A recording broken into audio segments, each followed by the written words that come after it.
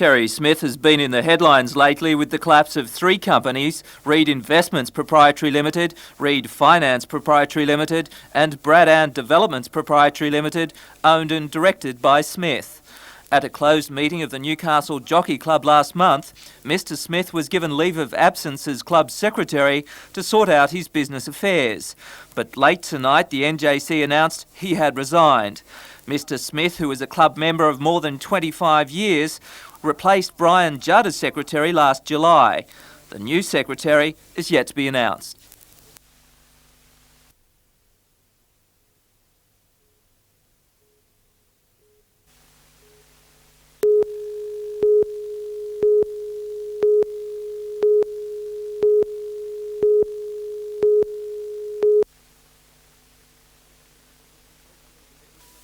It was an emotional reunion for family and friends when the choir arrived back in Newcastle today. The coach trip from Sydney was the final leg in a tour which has seen the choir take in London, Wales, Newcastle upon Tyne and a one-day stopover in Disneyland. 84 girls and about 60 supporters made the trip, with the main aim of competing in one of the world's most prestigious choral competitions. The town of Llangollen in Wales hosts the event, and the invitation to attend was a rare honour for an Aussie choir. Hours of rehearsal followed, but it didn't take long for the efforts to be rewarded. The senior choir came fourth out of a field of 17. The ensemble, which features male and female singers, got a third placing. But winning was only a part of the experience. The highlight of the trip for you? I think perhaps seeing all the different styles of choral music at the Eisteddfod and the bonds that music can bring, especially choral singing. For the girls, they'll probably remember things like their Welsh billets, singing in Westminster Abbey, the Lithuanian choir they helped with pocket money, or maybe Disneyland. Well, the Eisteddfod was really good. Everyone was really friendly and we went really well. And Disneyland was excellent. The best part of the trip, I think, was coming third in the ensemble competition. For Wyn Horn, the choir's founder, director and chief motivator, this tour will be hard to beat. No Australian choir has ever come in the top 10 before, so we were just over the moon when we did. And the High Commissioner came up as well, all the way from London, and he was present when we were singing, and he was overjoyed and very, very proud of us.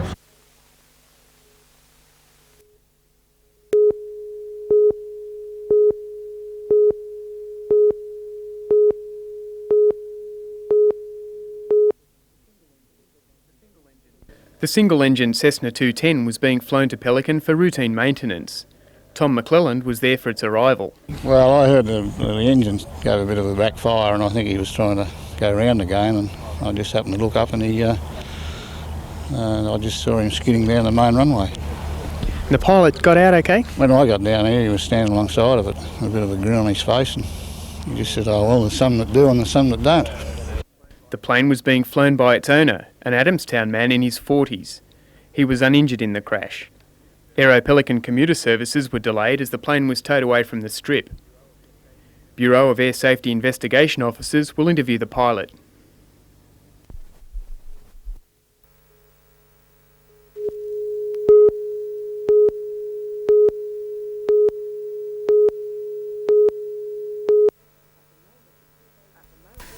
At the moment, the two baby koalas are only interested in keeping close to their mums. Born 6 months ago, but now only just out of the pouch, their future looked uncertain after a $25,000 report recommended that the animals be removed from Blackbutt. But residents disagreed, more than 10,000 signing petitions. And last night, Newcastle City Council voted to keep the residents and the animals happy. It will be far more secure than what we've ever hoped for. It's definitely been agreed that the park will keep its natural setting. It will not be tampered with in any other way than being upgraded and maintained for our future generations. Another welcome decision was one to invite the Blackbutt Reserve Support Group to join the advisory committee in an extended role. Now work will begin on other management plan suggestions, with $10,000 to be spent on upgrading the animals' cages and an equal amount on weed eradication. The koalas are clinging to the hope that their 20-year-old enclosure, built originally as an aviary, may be improved. But the baby girls, born to Holly and Cutie, think it's all a bit of a squeal. They'll continue to call Mum's pouch home for at least another few months. Rebecca Skinner, NBN News.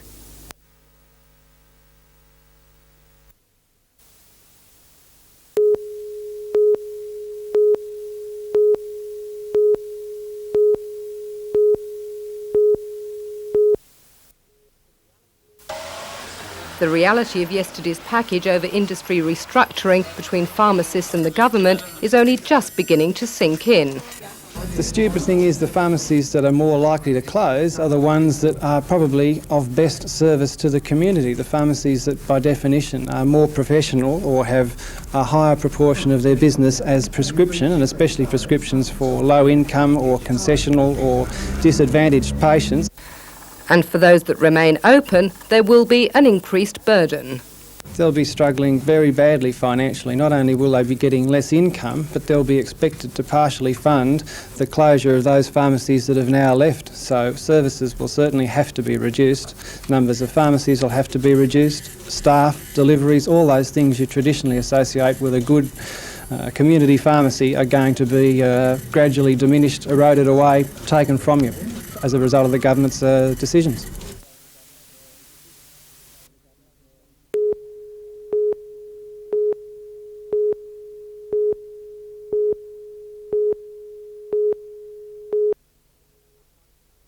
It may look an unlikely site for two of the rock world's biggest names, but on August the 26th, the area will be transformed. State Rail has promised to clear away old rolling stock, making way for an acoustic super top, similar to that used for the John Farnham concert at the International Sports Centre. That concert attracted 6,000 people. Its expected Australian band, The Angels, and US rockers, Cheap Trick, will draw an equally enthusiastic crowd. It's a very obvious venue from my point of view because it's so convenient for the people of Newcastle to gain access to it. It has the Civic railway station just over here behind us. The buses travel into town very frequently from all parts of Newcastle. We have very adequate parking along Wharf Road and in close proximity, and it's an extension of a very beautiful area of Newcastle, being the harbour foreshore. The plan was put together during the past 10 days, with both State Rail and Newcastle City Council offering their support, and it's hoped the show may lead to new development ideas for the site. The Honeysuckle goods yard is acknowledged as being the key to Newcastle's revitalisation. The concert will be the first time this State Rail-owned land is used for a public venture. But one thing is for sure, it certainly won't be the last. Rebecca Skinner, NBN News.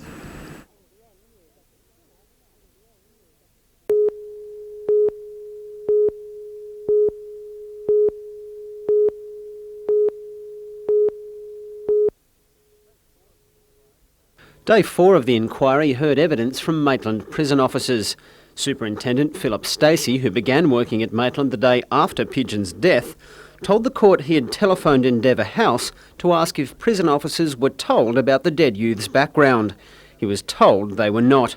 Counsel representing the Pidgeon family then asked if the prison had any of Pidgeon's records from Endeavour House or the Department of Family and Community Services. Mr Stacey replied, "As far as I'm aware, there are none." During the course of the inquiry, the court has been told of the death by apparent suicide of Pidgeon's friend, Alexander Amy, a suspected suicide pact among inmates at Endeavour House, scars found on Pidgeon's wrists and neck, and a declaration by him that he'd hang himself if he was ever sent to an adult prison. The court also heard evidence from a prisoner who spoke to Pidgeon on the day of his death. He said the youth was more or less putting on a brave face and was worried about getting bashed or raped, which could happen to anybody. Since Pidgeon's death on October 21, it has been decided juveniles should no longer be sent to Maitland Prison. The coroner, Mr Derek Hand, has indicated he'll hand down his findings in respect to the death of Alexander Amy tomorrow, when evidence concerning Dermot Pidgeon will continue to be heard. Counsel for all parties involved have been instructed to then submit written summations, making the release of any further findings or recommendations at least 2 weeks away. Bruce Mackenzie, NBN News.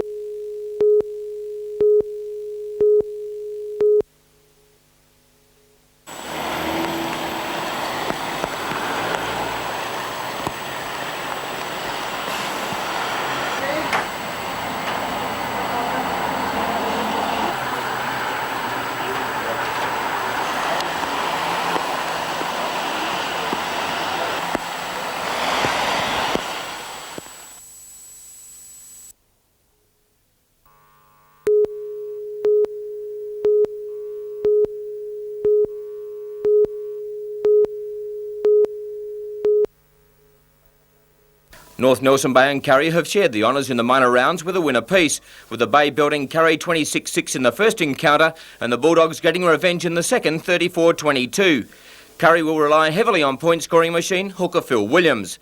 Williams has scored 18 tries and kicked 52 goals for a personal tally of 176 points, and his running from dummy half and backing up is paramount to the Bulldogs' chances. North Nelson Bay have plenty of their own attackers, and representative fullback Tony Peters is sure to be a trump card. Centre Doug Reid can make breaks at will, and winger Andre Plant has a turn of speed that Curry will need to watch. On Sunday at Harker Oval, Western Suburbs and Waratah resume their tremendous battles in this year's Tooheys Premiership. In the first match, the Rosellas squeaked home 14-11 and then made a bigger comeback than Lazarus to snatch victory from the jaws of defeat in the second. Down 24-0 at the break, West fought back and scored an amazing 32-29 win.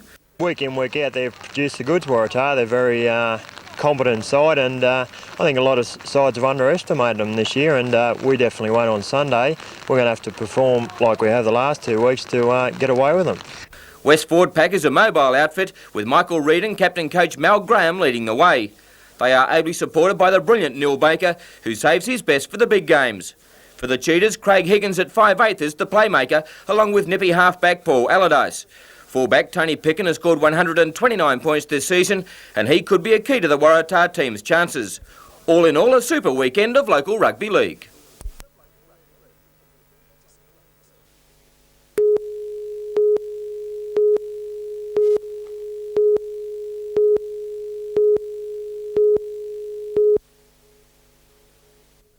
Tonight, a relaxing dinner for the players that thrashed Western Suburbs yesterday to put the Knights in equal second position on the ladder. And tomorrow will be the last day for interviews as Alan McMahon takes his charges behind closed doors to prepare for the Panthers. At Campbelltown Sports Centre, the Knights were awesome, winning 34-2 to go with their first round 34-0 whitewash of the Magpies. Everyone knows the Fours delight in the hard stuff, and Boyd along with Glanville and Butterfield were simply brilliant. Even the workaholic front rower Butterfield slipped into attack mode and set up Glenn Miller.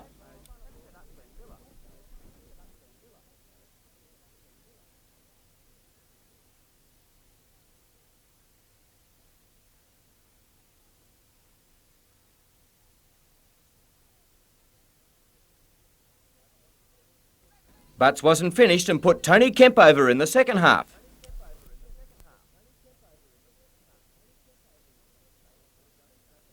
David Boyd doesn't grab the headlines too often, preferring to do his talking on the paddock. His defence was ferocious against the Magpies, and he was also prepared to chase to stop tries.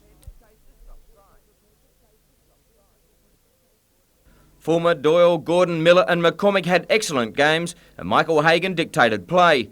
Mullane and Marquette tackled their hearts out, and Peter Johnson led from the front. But one player is unable to put a foot wrong at the moment. Lock Mark Glanville dishes out hits that rattle dentures and then just pushes defenders aside as he sets up tries.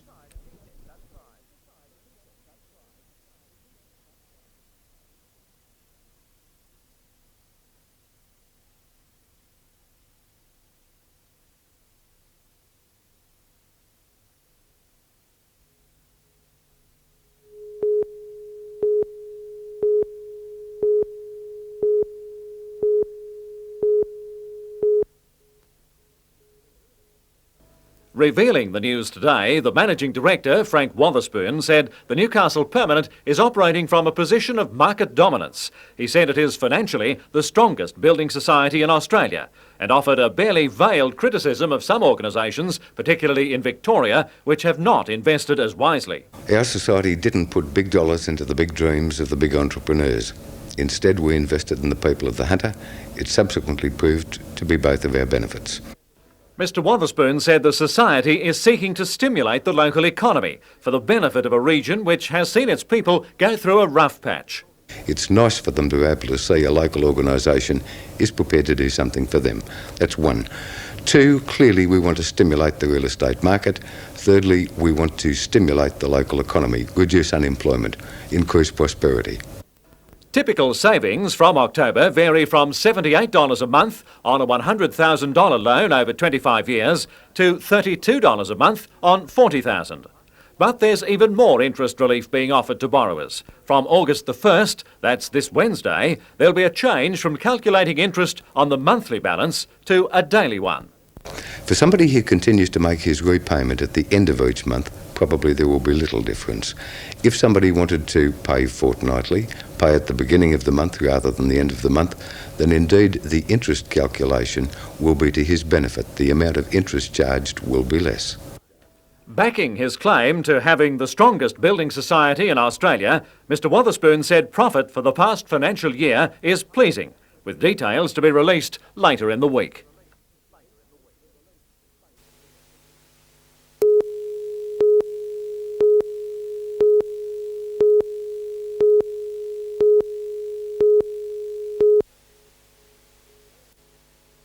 All ambulance officers from the Regional Superintendent down and from all stations in the region who were on duty on December the 28th were recognised with a state government certificate presented on behalf of Premier Greiner by the Lord Mayor Alderman John McNaughton.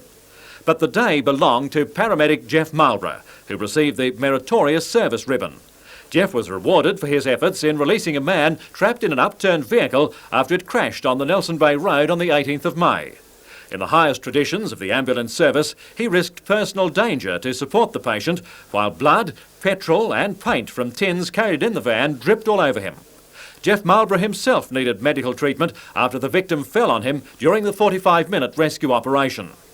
Demonstrating the ambulanceman's ever-preparedness for duty, no sooner had he sat back down today than the alarm sounded and Jeff was off again on a mission of mercy. Also recognised today were 4 young Lake Macquarie surfers who were instrumental in saving the life of a man trapped in a capsized runabout in the Swansea Channel in June. Jamie Morgan, Peter Wilkes, Brad Patterson and Tony Ray.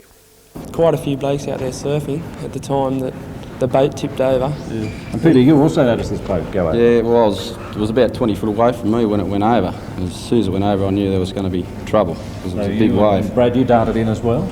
Yeah, I had to resuscitate the first fellow, which Jamie dragged out from underneath the boat. And Tony, you actually got in under the boat and helped to get people out? Yeah, there was a victim stuck under the boat. He was the last of the crew on the boat, so we managed to get under the boat and pull him out and start resuscitating him. Resourcefulness is not forgotten either on occasions such as this, with 9-year-old Sandra Bayliss also given a certificate of appreciation. Sandra's father, Darryl, suffered a diabetic fit at their Bungeeboy home back in May. My daughter was able to recognise what was happening and she sought help. And So Sandra, what did you do? Well, first I ran next door to my neighbours and I asked them to come over and told them what happened, and they came over and they rang the ambulance. So it was your cool head that saved Dad? The day ended with the presentation of various long service medals to several members of the ambulance service in recognition of their efforts throughout the years.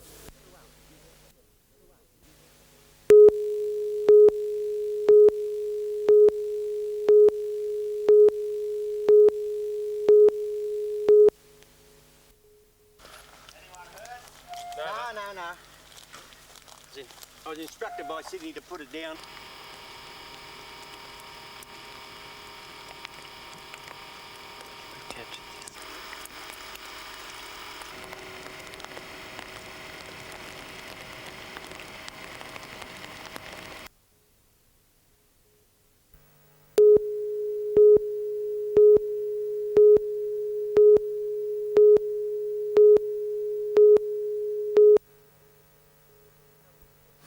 How easy was it to get the drugs in and out?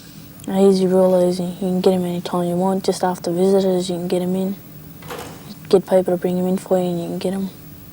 Now you say these girls didn't have any counselling. Oh, they had counselling, but only once a week, you know, if that, you know. What about schooling and education? Yeah, but it's a spastic school. It's nothing. It doesn't do nothing for you. What do you mean? Stupid. They teach you Year 2 work. It does nothing for you. What was your worst experience inside the centre? When the chief worker bashed me. Physically assaulted you? Punched me in the face 3 times.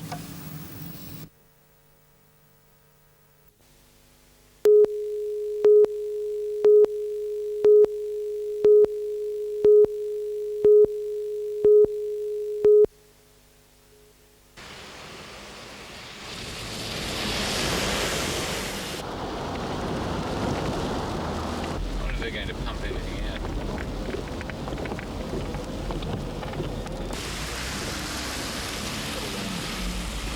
There's a cop's car down here.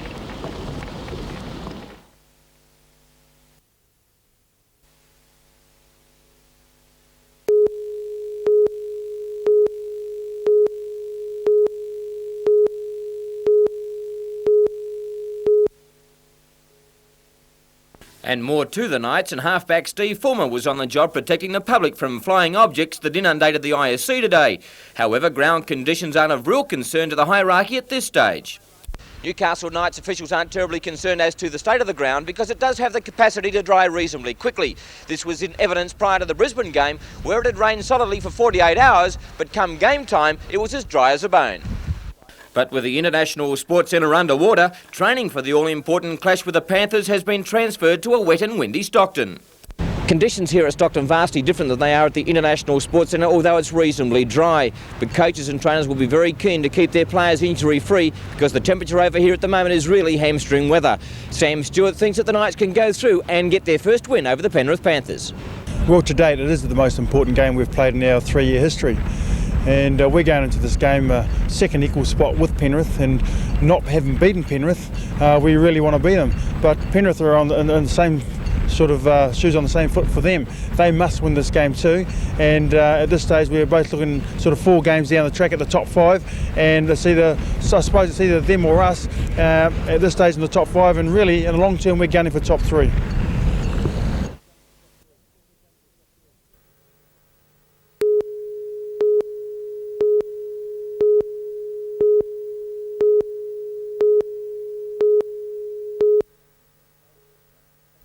Youngster Trent Barrett from Wombrel on the Central Coast rode brilliantly to capture the World 7 Years Boys BMX Championship, the biggest victory of his short career. For Taylor Muxlow from Cardiff, it was the crowning achievement of her distinguished career to win the 17 Years Girls title. For years it was the one that had eluded Taylor, but no more. Jason Maxwell was unlucky but grabbed a bronze medal in the 16 Years Boys race, and Grant White was 4th in the 17 Boys. Overall, 1,800 competitors took part in the World Championships.